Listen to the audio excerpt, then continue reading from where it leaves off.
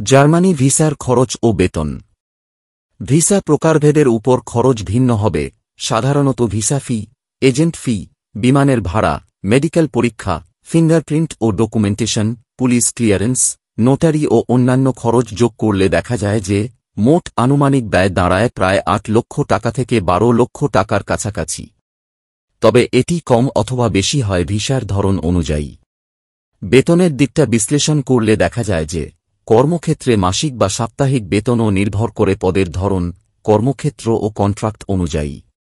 কৃষি বা নির্মাণ কাজগুলোতে সাধারণত তুলনামূলকভাবে নিম্ন স্তরের মজুরি প্রদান করা হয়, তবে এক্ষেত্রে বাসস্থান ফ্রি থাকে ও কিছু কিছু ক্ষেত্রে খাবার সরবরাহ করা হয়। দক্ষ পেশায় ইউই ব্লু কার্ড পর্যায়ে স্বীকৃত বেতন সুবিধা রয়েছে।